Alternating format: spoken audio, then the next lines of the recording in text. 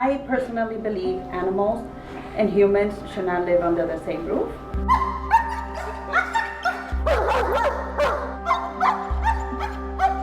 I see him and I see you guys, and you guys want the same thing so bad. My job is to walk him through that stress and teach him how to become a better dog. I've never had a dog before. Yeah. He grew up with dogs. Somehow I was convinced to let's get a dog. So now I love him and I don't want to get rid of him. He's very obedient at home, but he doesn't listen to us when we take him for a walk, which happens rarely. Rarely do we take him for a walk because he's pulling and he's barking and he is taking a lot of our strength away because he's pulling all over And the it's place. easier to learn in the backyard. We got a big backyard, We so we have let a- him go in the backyard, watch him closing. Yeah. So it's easy to just let him in the backyard, start walking him on a leash. So what we're hoping to do is get him socialized, because we were, especially me, being so new at ever having a pet, in the middle of the, when things were always closed, the veterinarian that we were able to get a hold of told us, don't take him out. Don't socialize. I said, but why not? And she would say, well, he doesn't have all his vaccinations. So we get it. So we never socialized them with other dogs. You just saw what we experience here, that's what we experience anytime we are outside our house. To summarize, basically, you want to be able to like have people over and let him know that like if we trust someone, he can trust someone. Let his guard come. Yeah. Yeah, just a little bit. Yeah. Yeah. And he's 2. Yes. Is he fixed? Yes. Okay. For the pets, that go through this training, how many, what's the success rate? Yeah, let's begin with that. It depends on you guys. So I'll teach you how to do the things that you need to do to be successful. I'll also show you the things that you're doing that is making you not successful.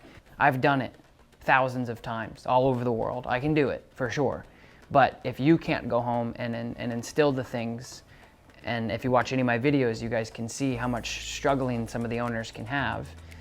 But that's what it's about. So I'm gonna spend the majority of my time teaching you. So if I say, okay guys, this is how we're gonna do it.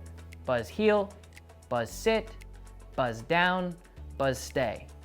Break, and Buzz does it. Bing, bang, boom, boom. You go, oh great, I can do this. And then you get the dog out. Buzz, heel, heel, Buzz sit, sit, sit, sit. And you're like, oh, he's not doing it. I'm doing the same thing. No, you're not. Not even like close. So Orlando, what I'm gonna have you bring him in here, and then we'll just shut the. Okay, buddy. No jump. And then you can hang on to him with your leash. You're just gonna be my back tie, and then you just let go. Yep, and just let him. If he jumps, just pull him off. But you don't have to say anything to him or anything. Just. It's okay, buddy. Okay. Oh, good. You don't want to be too tense on the leash because that'll make him a little nervous. So your job is to kind of like watch him and kind of follow him around a little bit. Buzz, good boy. So what I'm gonna do is I'm gonna get you a different prong that's a little bit better fitting. Oh, good boy, Buzz. If the prong collar can go over the dog's head, it's just too big. Cool. Yep, good. And what I want you to do is just kind of follow me. Good. Good boy. Good. And then you just drop the leash. And then, yep. And then you can just walk over with the fan.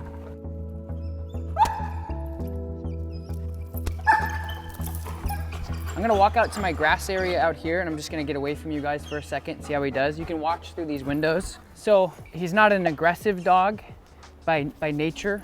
He looks aggressive. I think he can potentially bite because of his insecurities. But what I'm using, just so you guys know, as the viewers, is I'm using the Herm Springer prong collar because the other prong collar they had was just a knockoff cheap one that was way too big. This is the first time meeting this dog, so I have to protect myself. So I just want to let you know, the prong collar is there to give him pressure if he does have a go at me, because he's very large. He's definitely overweight, and I wouldn't be able to hold this dog back with a flat collar. It would be extremely dangerous. What I'm doing, guys, is I'm just trying to build a little bit of a relationship with him, because I can tell he's just a mess. Buzzy, good boy. Let me know what you guys think in the comments. Do you see this dog being aggressive or reactive? I see him right now as just reactive. Although he's just like Kona, the dog that we worked with a couple weeks ago, super teeth out, snarling, really forward. But he's not. He really, once he's away from the family, he's like, okay, just get me back. So we're gonna work on these kinks. It's insecurity, it's lack of training, lack of structure, probably too much talking, all the stuff you guys normally see in my reactive German Shepherd videos. Buzz, come. Good boy. I just have to be careful here because of the frustration that could build. He can get really frustrated and try to chew me up for me to let him go. Buzz, sit. Try a little, good sit. Good boy. Good job. So very neutral with, nope. Watch how I'm doing this, guys. Structure, but yet neutral. Okay, break. Good boy. So I'm just being cautious, letting him get away with some stuff because it's a sticky situation.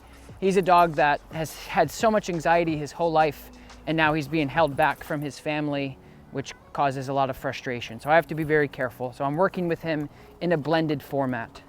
Watching his eyes, watching his pant, watching his ears, watching his intentions, watching his body language, constant evolution of what this dog can potentially do, as well as what things is he letting go of. Buzz, come here. So now we're gonna get to work. Come on, Bubba. Good boy. Good job, buddy. And I'm not using a slip leash or a flat collar for this dog because he's about 140 something pounds of all flabber at this point, and he is not gonna do well on any of those things. Buzz, sit.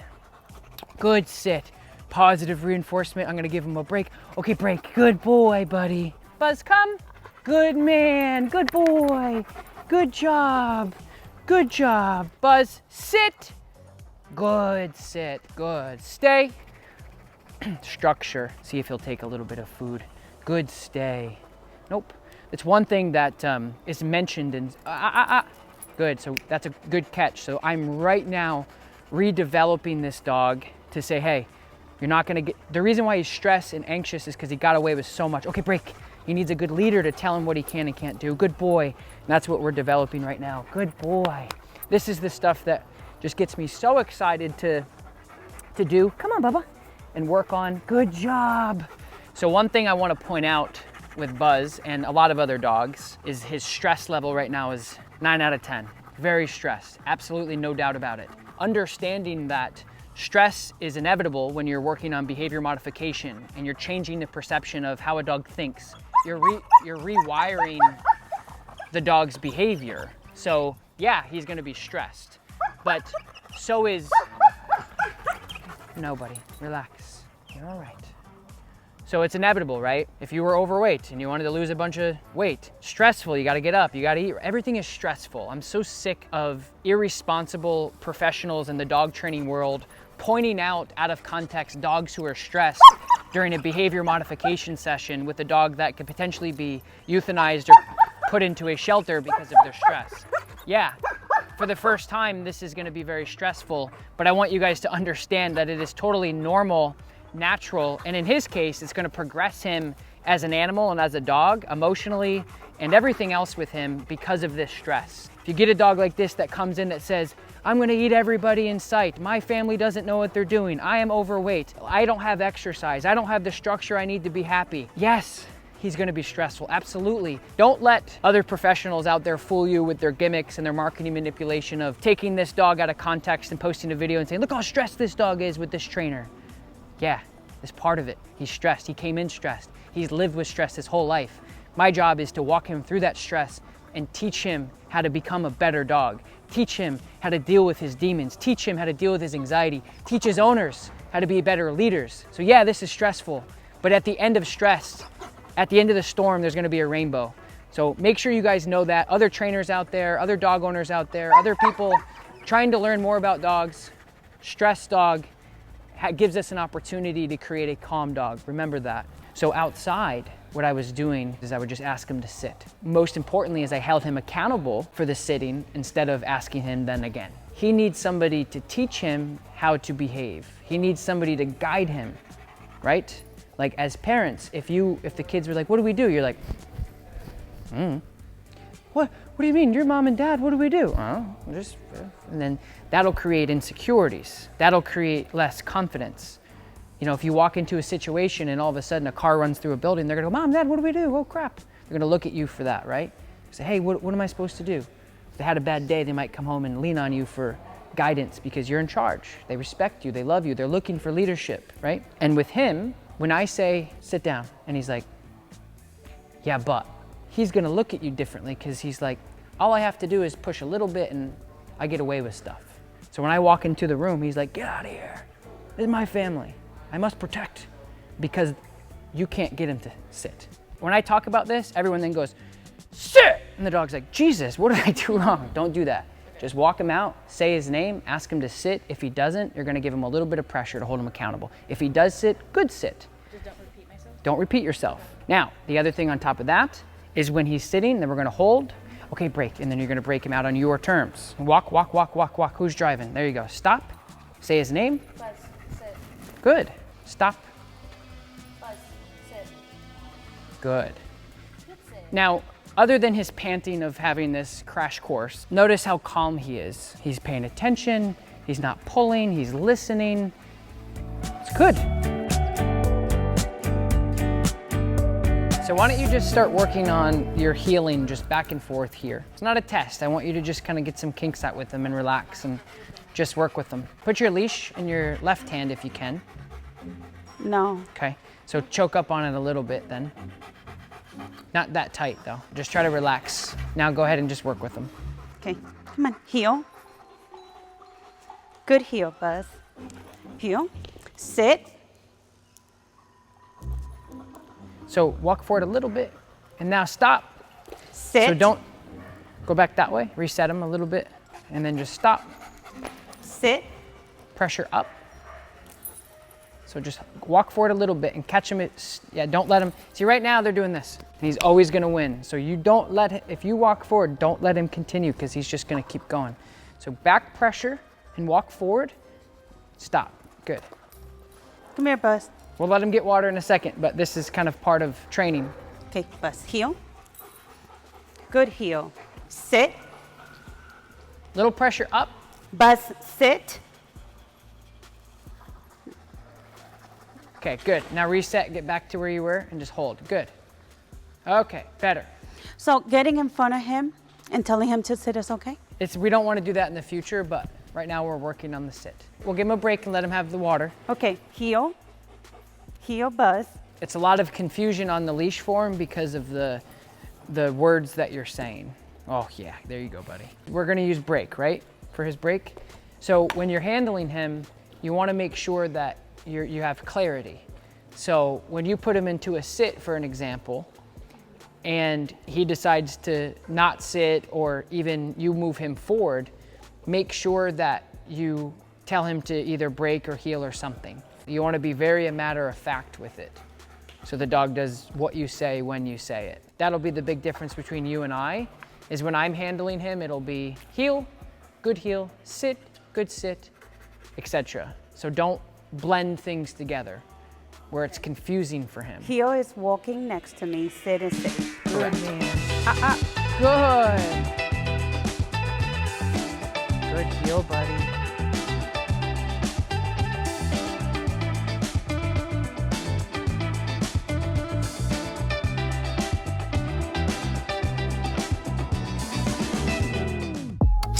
This morning, I took him out, to practice heel, stay and sit. Just didn't work. Yeah. And it's frustrating. Yeah. It's just because you don't know how to do it. I'm gonna be honest, at this point, I'm like, I think we're gonna have to get rid of him because I cannot believe this. Yeah. I've never been this upset, Yeah. ever. I understand the frustration and it's totally warranted and it makes sense, but you also have to understand that he doesn't know what you want him to do. So from a professional standpoint, I'm hearing, I'm frustrated and upset, my dog is not doing things that they don't know. That's why we've put no bad dogs everywhere, because this happens often, is people will say, I'm so frustrated my dog won't do X, but your dog doesn't know X. You can't do 2 hours of training and then throw in the towel. If you said, I'm gonna get rid of him tomorrow, I would say, that's fine. But you can't complain about the things he's not doing if he doesn't know him yet. Or one of the first things you said to me is like, is this gonna be 100% successful? That's kind of like, you gotta have a different mentality about it. Because That's all predicated, it's all dependent on you. I don't, you know? So. He's not training the dog, he's training us. Yeah. Yeah. Good boy. Let's go. Come on. Let's go. So watch how I handle him here. Good. Heel. Good.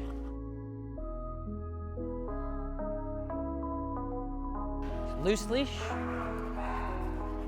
Good.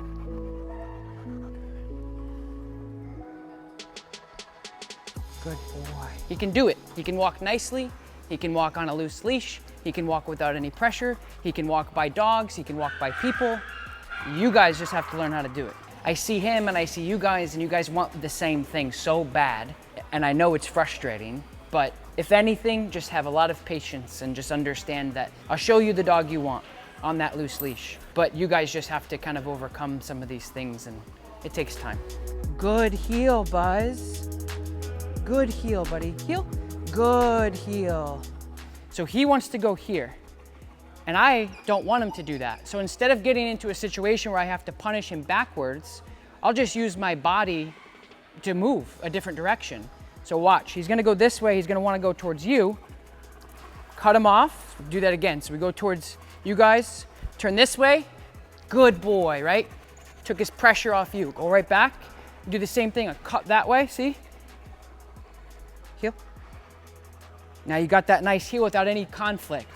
So just take your time, take a deep breath, work in this corner right here. And I want you to, whoever's handling, I got you, don't worry. Whoever's handling, I want you guys to, instead of like, because he's such a strong dog that if he goes, he goes. You can't, no matter what you do, you can't really reel him back in because he's so strong. And then take your right shoulder and go towards the wall. There you go. Now walk, walk, walk. See? See how did you guys see that? There wasn't a lot of conflict. We just moved. Nice. Now again, cut him off. Go to, yep. And just keep moving like that. And I'd go right to the colorful wall after this. Boom. Now walk straight. Perfect. That was very, very good. So instead of fighting him with the leash, you're pushing him with your body, and he's doing, that was perfect. There's everything right there was perfect. He was on a loose leash. He was moving with you. He was looking at you. He was calm.